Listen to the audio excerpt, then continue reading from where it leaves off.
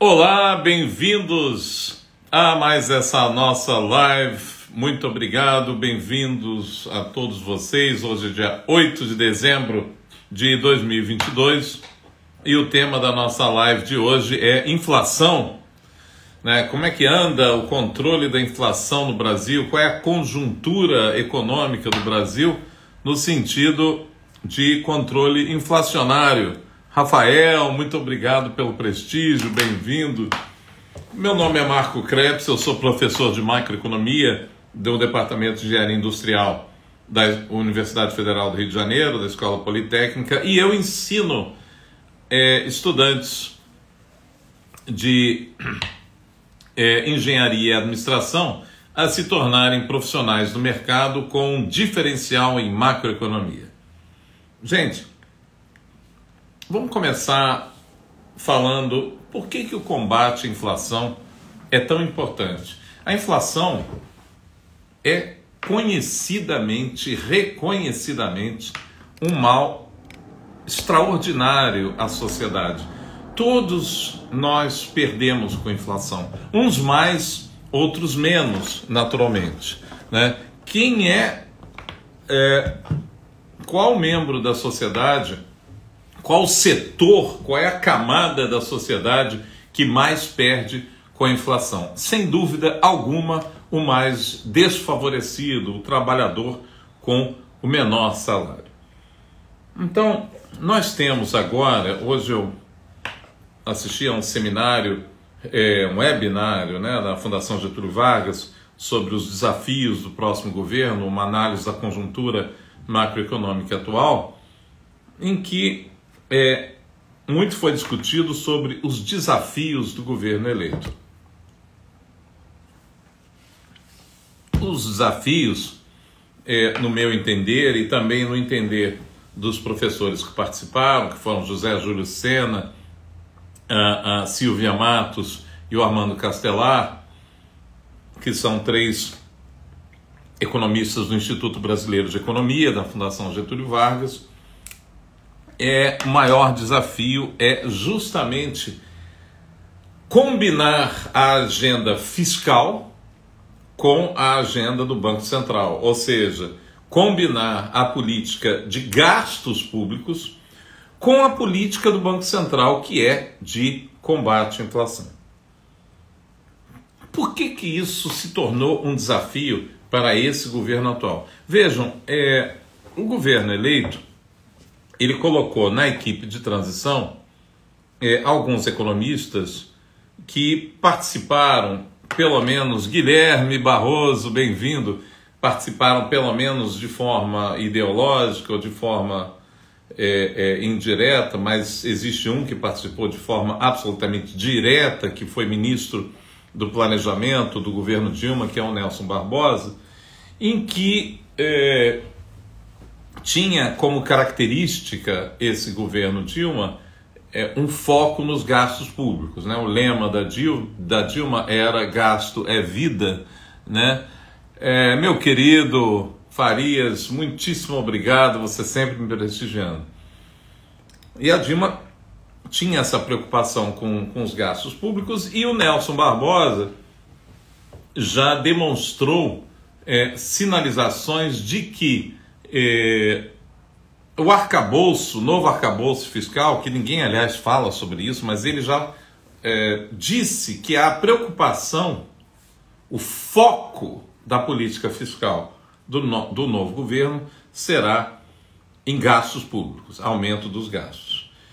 Existe, por uma questão de tradição dos governos do PT, uma preocupação com o lado social, com as políticas sociais, de manutenção do Bolsa Família, manutenção de uma série de compromissos com a sociedade, manutenção com o auxílio a crianças, etc.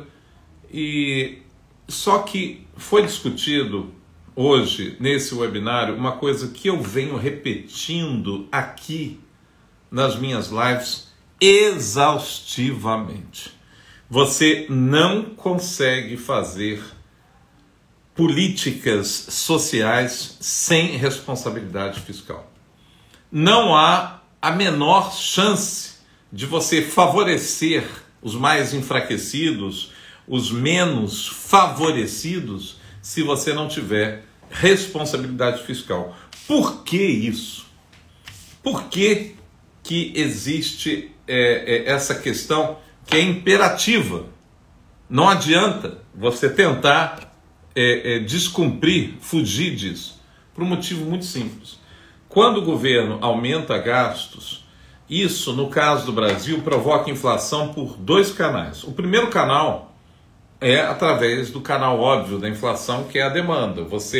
Nós não estamos em recessão. A Silvia Matos chamou atenção para isso, né? Aqueles economistas heterodoxos que querem se utilizar do efeito multiplicador, né, keynesiano, aumentando gastos para aumento de PIB. Isso funciona de forma positiva quando o país está em recessão, né? Grande obra do Keynes, a teoria geral, né? Teoria geral da moeda, do juro, do emprego, ela foi criada quando o mundo não estava em recessão, o mundo estava em depressão, né? Na década de 1930. Então, o multiplicador keynesiano, ele é fantástico quando existe uma recessão. Não é o caso do Brasil, nós estamos com inflação alta, né? A previsão, a propósito do mercado, para 2022, a expectativa do mercado é de 5,92% de inflação, quando a meta é 3,5%. O limite o teto da meta é 5%. Então, você aumentar gastos para aquecer a economia via efeito multiplicador, só vai produzir inflação no momento. Agora, nós temos uma outra problemática gravíssima no que tange a aumento de gastos, que é aumento do risco para isso.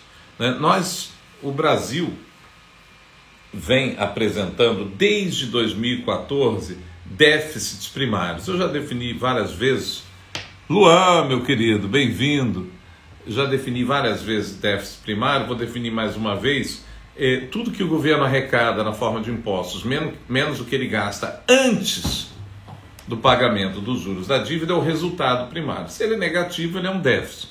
Ora, o Brasil, como qualquer outro país, tem uma meta de superávit primário. No caso do Brasil, são 3% do PIB. Pois muito bem, o Brasil não só não descumpre essa meta, como apresenta déficits primários, né? Ou seja, ele está no vermelho antes de pagar os juros. Ora, se eu continuo me endividando para sempre, o que eu já falei isso na live de anteontem, o meu risco de calote, meu risco de default aumenta muito. Bela Figuer, obrigado, querida.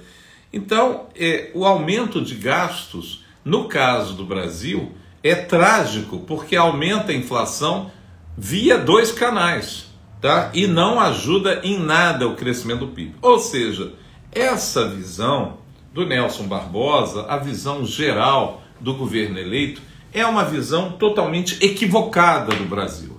E isso é uma coisa muito triste, né? Uma coisa muito lamentável. Não, mas o Krebs é ortodoxo, ele não se preocupa com o social. Tá? Não sou eu, nem a Silvia Matos, nem o José Júlio Sena, nem o Armando Castelar. Isso não são opiniões, isso são fatos. Se você não tiver responsabilidade fiscal, não estou falando de austeridade, basta responsabilidade, basta que não haja um aumento extraordinário dos gastos, basta que nós tenhamos um arcabouço fiscal, alguma forma de tentar atingir superávit primário, né? Você está dando com uma mão, tirando com a outra. Não adianta você fornecer... o Armando Castelar falou uma coisa genial hoje, simples, mas genial. Não adianta você aumentar o Bolsa Família 2 anos e no terceiro ano não dá nada. Não adianta você aumentar o Bolsa Família e depois tirar isso na forma de inflação. O resultado disso vai ser zero e toda a sociedade paga, e paga um preço muito alto com isso. Só há ganho social se o país tiver as contas equilibradas. Não há outra saída para isso. o José Júlio Sena falou uma coisa que eu achei interessantíssima. Ele falou que a cabeça do economista que gosta de aumentar gasto é o seguinte, aspas, eu turbino a economia e assim eu gero receita, porque com a economia aquecida, né, você tem mais consumo e esse aumento de consumo faz com que, naturalmente, a arrecadação do governo aumente e isso eu resolvo a questão fiscal. Olha, isso é mais errado do que isso, impossível. Se isso fosse verdade, a nova matriz econômica criada lá pelo mesmo Nelson Barbosa, pelo então ministro da Fazenda Guido Mantega, lá no governo Dilma em 2012, teria dado certo. Né? Nós não teríamos tido um aumento de risco país, um aumento da relação dívida-PIB de forma astronômica como houve. Né? E esse aumento da relação dívida-PIB provoca o quê? Incerteza. Se provoca incerteza, essa incerteza é transferida para onde? Para juros futuros. Ela é transferida para o câmbio. Há uma depreciação cambial, ou seja, o real fica mais fraco porque investidores estão saindo. Ah, não acredito. Carlos Rosito, que honra que você me dá, meu querido, assistindo a minha live, querido. Você é uma maravilha. Muitíssimo obrigado. Eu tenho que aprender com você.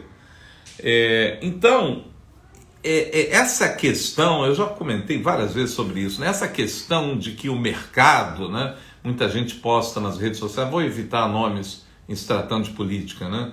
Outro dia vi um post, dois homens debaixo da ponte, um fala, eu estou com fome, o outro fala, fala baixo, não o mercado pode ouvir. Né? Então, essa questão de demonização do mercado, isso é uma grande bobagem.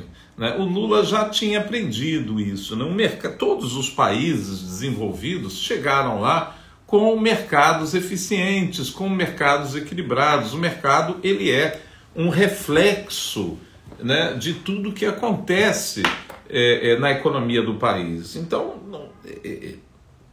negar a existência e a necessidade do bom funcionamento do mercado é negar a existência da internet, etc., outras coisas óbvias. Ora, essa tese heterodoxa de aumento de gastos que os aumentos de gastos vão gerar crescimento, aumento de receitas que não vão desequilibrar o lado fiscal, isso é uma falácia. Tá? Isso foi comprovado em 2012 e vocês sabem quem mais comprovou isso? Agora o Reino Unido, né? Com a Liz Truss, ela quase dá enfim, ela deu um choque no país, né? Porque ela apresentou justamente uma proposta para redução de receitas, de isenção de impostos, etc. E o próprio Partido Conservador se negou a votar isso, né? E qualquer outro partido, e ela caiu em alguns dias. Ou seja, ela não apresentou uma proposta clássica, né, do Tory, do Partido Conservador da Margaret Thatcher, coitada, que se revirou no túmulo 1000 vezes. Resultado disso foi que o Reino Unido é o único país da Europa que está com uma economia mais fraca do que antes da pandemia, né? Por causa justamente dessas turbulências causadas por causa dessa ameaça de um déficit fiscal. Isso é uma coisa muito grave. Henrique, muito obrigado, meu querido. Isso é uma coisa muito grave, né? A gente precisa aprender com as lições do passado e a nova matriz econômica, justamente feita, idealizada por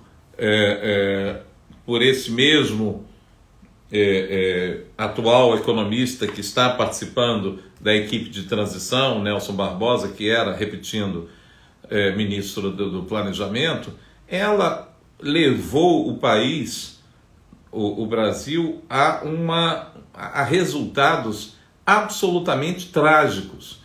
Nós, no biênio 2014-2015, nós tivemos uma queda de PIB de 7,2%. Isso foi a pior crise econômica da história do Brasil.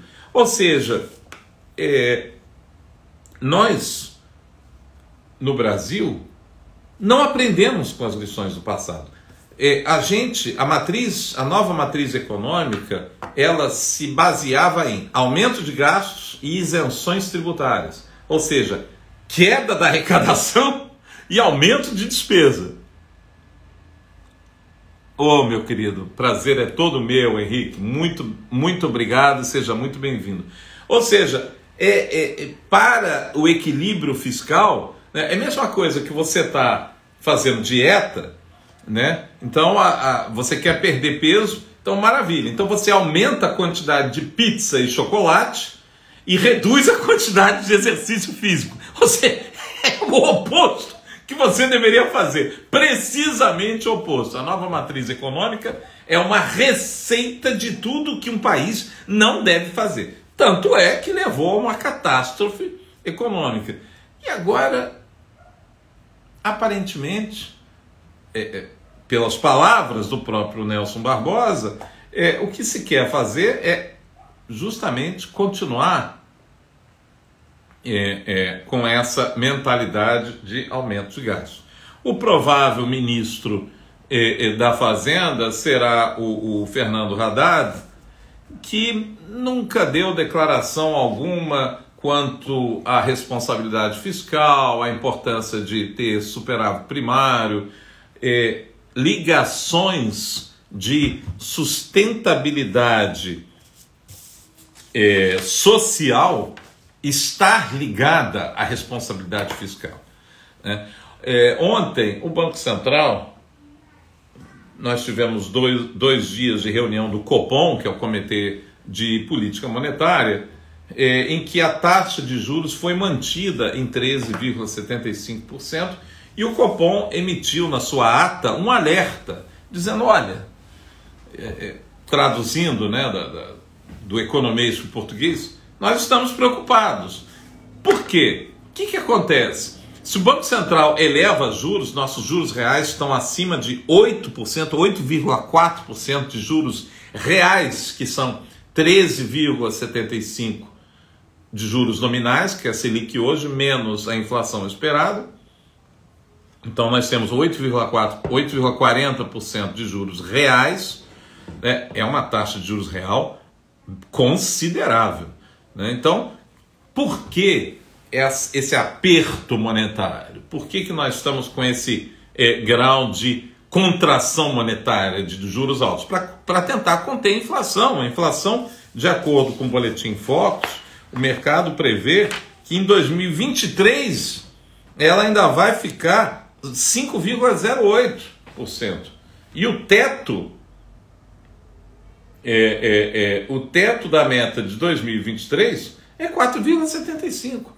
Ou seja, de acordo com o mercado, a inflação não vem para a meta nem em 2023. Tá difícil, assim, né? Então o Banco Central está segurando a política monetária.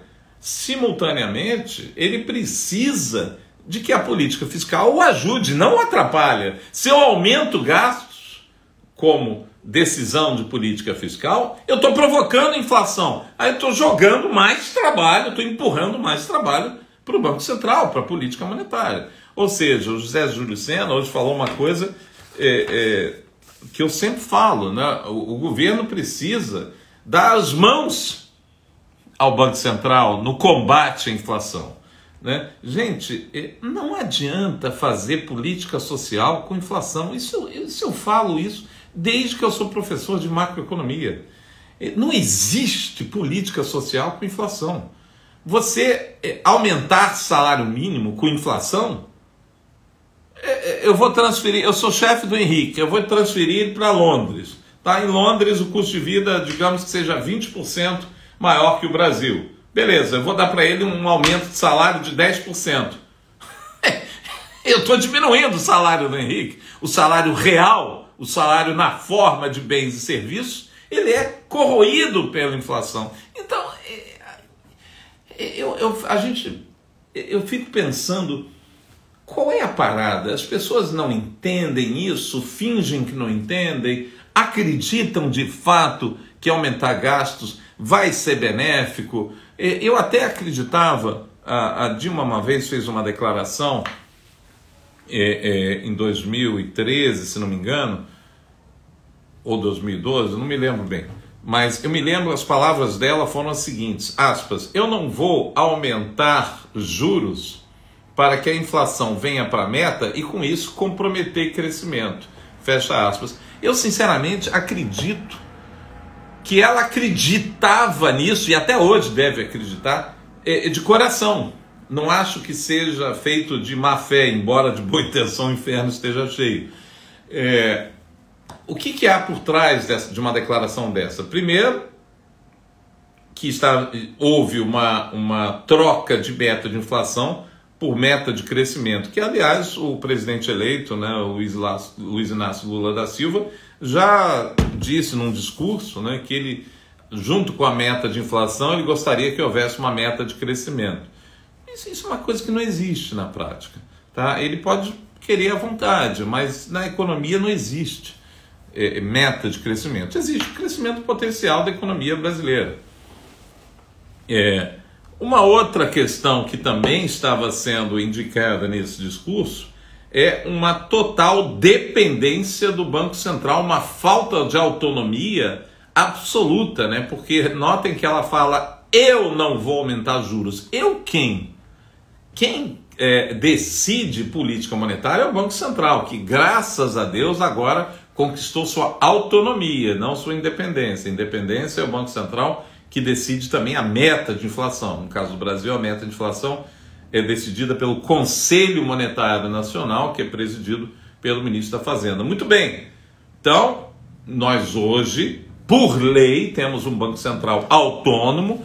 Eu estou rezando para que o presidente eleito, para que o governo eleito respeite essa autonomia e deixe que, primeiro, o mandato do presidente do Banco Central, Roberto Campos Neto, vai até 2024, tá? Uma das características dessa autonomia é que o presidente do Banco Central não pode ser demitido até o fim do seu mandato, que não coincide, são mandatos não coincidentes com o do presidente da República. Veja que nós vamos ter uma troca de governo de Bolsonaro para Lula, mas o presidente do Banco Central permanece por lei, tá? Atenção, senhor Luiz Inácio, por favor, não vá quebrar a lei e demitir o Roberto Campos. Que, por sinal, essa declaração do Banco Central ontem foi perfeita. Dever do Banco Central é combater a inflação. Eu não posso ter no Banco Central, gente, se amanhã você, Henrique, for presidente da República, você não pode ter no Banco Central um político, você não pode ter um cara com filiação política, um cara que seja seu braço direito. Isso não pode. Você tem que ter um técnico, um economista que se preocupe com inflação. Então, é simples. No que tange a combate à inflação e ao nosso regime de metas de inflação, se a inflação estiver acima da meta, o Banco Central deve elevar juros, fazer uma contração monetária, retirar moeda de circulação na economia, e essa elevação de juros trará a inflação para a meta. Mas se a inflação for um choque exógeno, componentes da inflação podem incluir componentes exógenos, por isso que nós temos uma banda em que a inflação pode ficar. Exemplo, a meta de inflação em 2022 é 3,5%, mais ou menos 1,5 ponto percentual, ela pode ir até 5%, para absorver exatamente esses choques. Exemplo, aumento dos alimentos por causa da crise, da guerra da Ucrânia, da invasão da Ucrânia, que provocou naturalmente um choque de oferta de fertilizantes vindo da Rússia e um choque de oferta do trigo. Perfeitamente. Isso não é culpa do Banco Central, muito menos uma questão de política monetária. Vai aumentar o preço dos alimentos, você tem que ter uma margem ali, um espaço que não é responsabilidade do Banco Central, perfeitamente. Não é o caso da nossa inflação. Uma inflação persistente, ela, como diz o brilhante Gustavo Franco, ela é uma doença da moeda, né? O termo inflação vem de um estoque de moeda inflado, uma base inflada. Daí inflação, você tem que retirar moeda de circulação. Então, o Banco Central ontem soltou um alerta. Olha, eu preciso que o governo contribua com a sua parte, fazendo uma política fiscal responsável. Caso contrário, meu amigo, eu não vou baixar juros tão cedo. Por quê? Ele tem um compromisso de combate à inflação. O Roberto Campos Neto não é filiado a partido político algum.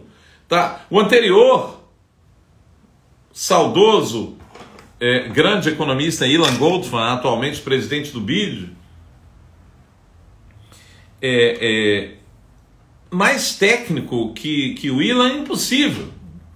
Tá? O Ilan é um cara compromissado, absolutamente compromissado com o combate à inflação. Quando ele assumiu, em maio de 2016, após o impeachment, ele manteve juros altos justamente para reancorar as expectativas de inflação, para mostrar para o mercado justamente que a credibilidade no Banco Central poderia ser restaurada agora. Ele foi muito criticado por manter juros altos, o patamar era 14,5% em maio de 2016, as expectativas de inflação já haviam desabado após o impeachment, mas ele permaneceu num patamar alto, que foi um trabalho fenomenal de reancoragem da expectativa. O que é isso?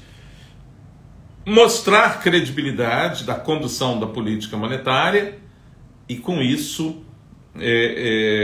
essa credibilidade reconquistada, né, você poderia fazer expectativas mais baixas de inflação. Deixa eu dar uma olhadinha aqui nas perguntas. Primeiro,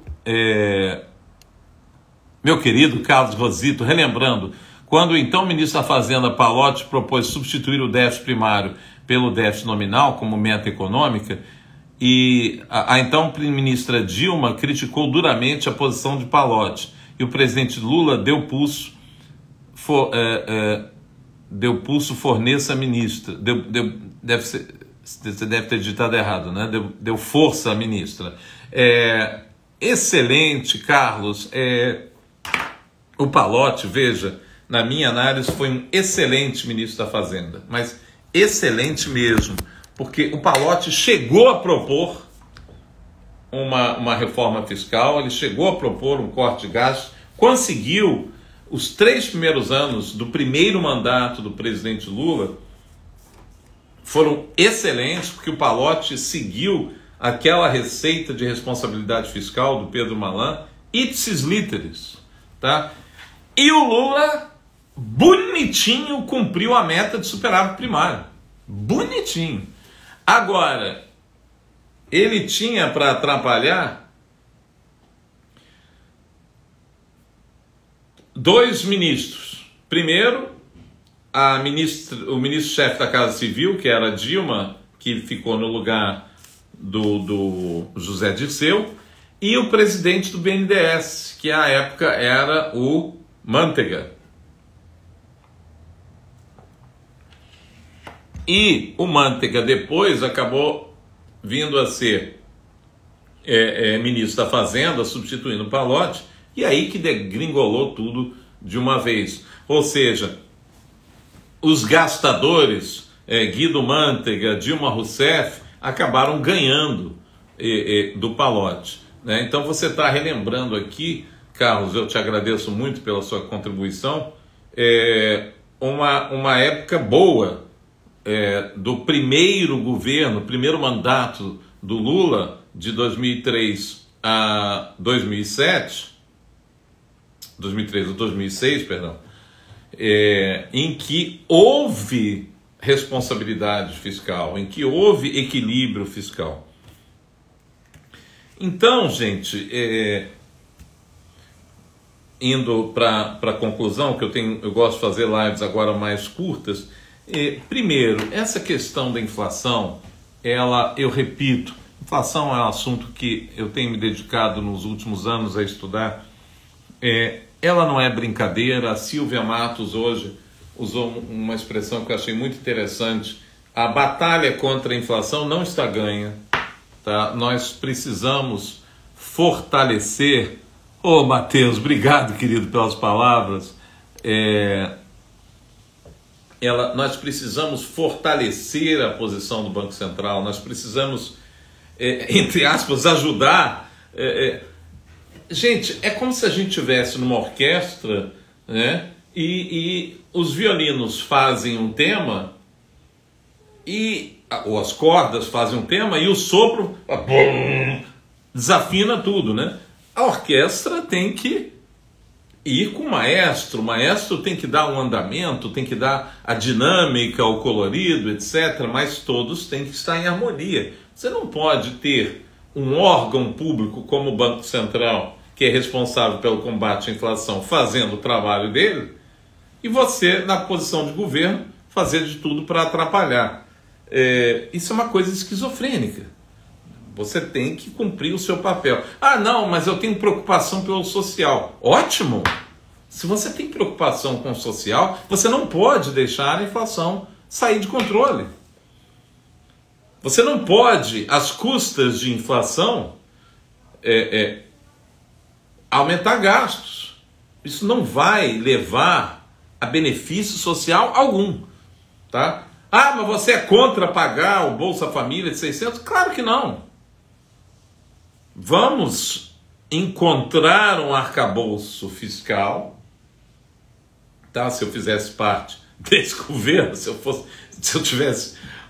alguém quisesse ouvir a minha voz, eu ia falar o seguinte: vamos encontrar um arcabouço fiscal que consiga incorporar estes benefícios de tal sorte que ainda assim nós persigamos superávit primário.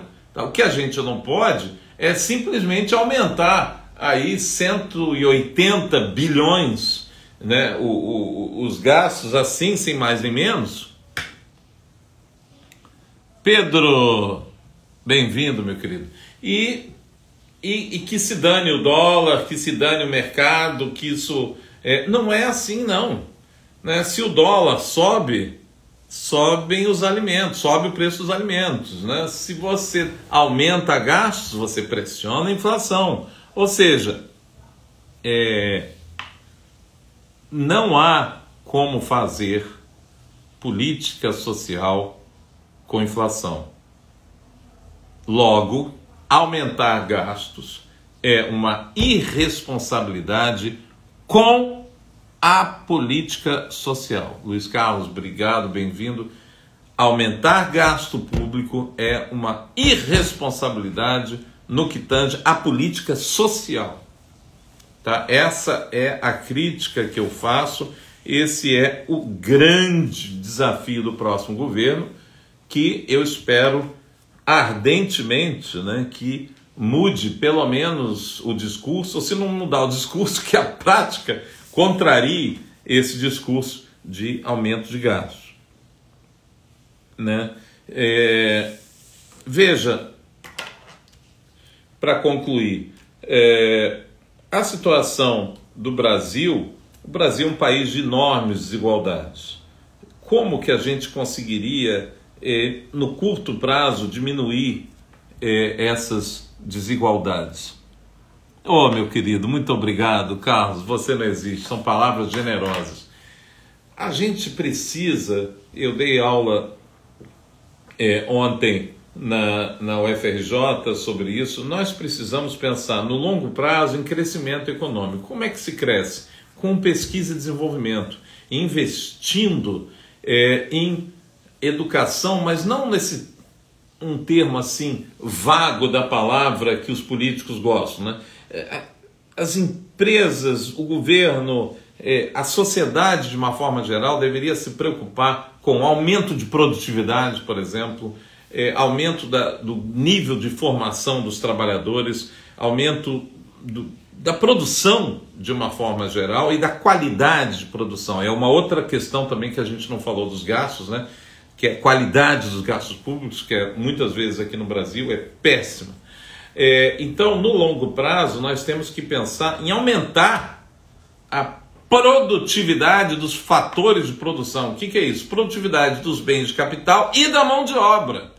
Tá? Com isso, só através disso, a gente vai conseguir aumentar o nosso crescimento potencial, que está muito baixinho, está na ordem de 1,5%, se não me engano, né? Crescimento potencial, de acordo com a Silvia Matos, que é especialista em macroeconomia do IBRE, está em 1,5%. Gente, 1,5% de crescimento potencial é pífio. Tá? Esse ano a gente vai crescer perto de 3%, mas logo no ano que vem vamos cair vertiginosamente. No curto prazo, o que nós temos que fazer é tentar agir com responsabilidade, cuidar do país. Tiago, bem-vindo, obrigado. Cuidar do país com responsabilidade. Ver, peraí, o que o Brasil já fez que deu certo? E o que o Brasil já fez que deu errado? O que o Brasil fez que deu errado eu não vou repetir. É como se a gente tivesse, eu gosto de fazer esse paralelo, é como se a gente estivesse náufragos numa ilha, né, e eu não tenho uma sociedade, eu não tenho médico algum nessa sociedade. Então, eu estou lá com o Carlos, com todos vocês, com amigos e tal, e de repente eu fiquei doente. E aí o Carlos foi lá, me deu um determinado remédio lá que ele tinha. Eu não melhorei. Então ele vai anotar ali, olha, o Krebs ficou com a doença X, eu dei o remédio Y, ele não ficou bom. Então, logo o remédio X não serve para a doença Y. Amanhã, um outro cara fica com a mesma doença Y que eu estava. Você vai dar de novo o remédio X? Não vai dar. Não vai dar. Então, o Olivier Blanchard, um grande economista, ele tem uma definição de macroeconomia que eu gosto muitíssimo. Ele diz que a economia são como seres vivos, né? Às vezes fica doente. Quais são as doenças da economia de um país? Alto desemprego, alta inflação, baixo crescimento.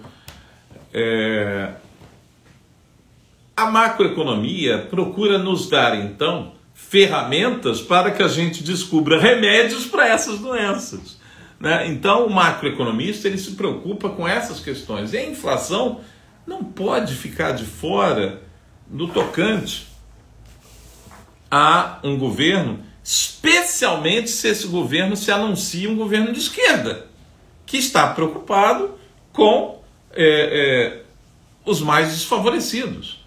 Não pode, eu ensino isso nas minhas aulas, que aliás eu não preciso ensinar, todo mundo já sabe disso, que, por exemplo, em 2021, uma família que ganhava R$3.000 no início do ano, ao final do ano ganhava 2.700. Nós tivemos 10,06% de inflação em 2021.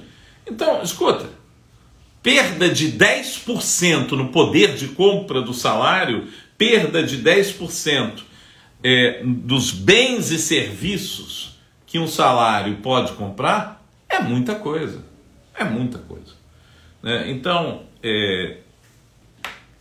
nós temos grandes desafios adiante e só nos resta torcer, né, para que essas questões toquem, né,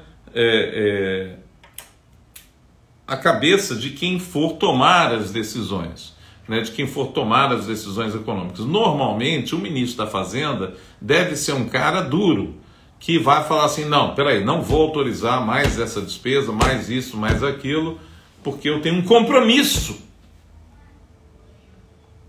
Eu tenho compromisso com a responsabilidade fiscal. Eu tenho compromisso porque isso vai afetar justamente os mais desfavorecidos. Se eu ampliar gastos, mesmo que eu tenha como intenção favorecer estes trabalhadores desfavorecidos, de boa intenção o inferno está cheio, meu querido. Você vai fazer programas sociais e ali adiante, com a outra mão, você tira. Tá?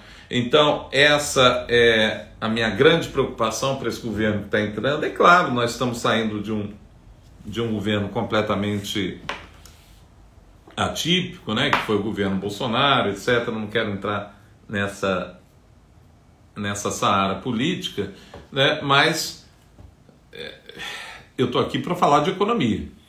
E a economia, ela precisa estar alinhada, né? Você não pode deixar o Banco Central sozinho combatendo a inflação e o governo ir num caminho totalmente oposto, que aí o que vai acontecer é aumento de juros, que já estão num patamar muito, muito elevado. Gente, queria agradecer demais a todos vocês, ao Henrique, ao Tiago, um agradecimento muito especial ao meu querido Carlos Rosito, tá? Você, se você soubesse como você me honra com a sua presença, meu querido, você não sabe. Luiz Carlos, Pedro para Campos, Matheus, Somos Atletas, Henrique Amato, Bela Figuer, Arqueles Farias, Guilherme Barroso, Michel Pichol, Rafael, enfim, todos vocês que me prestigiaram, muito obrigado, agradeço demais e terça-feira que vem a gente volta com mais uma live às 8h30 da noite. Um beijão, tchau, tchau.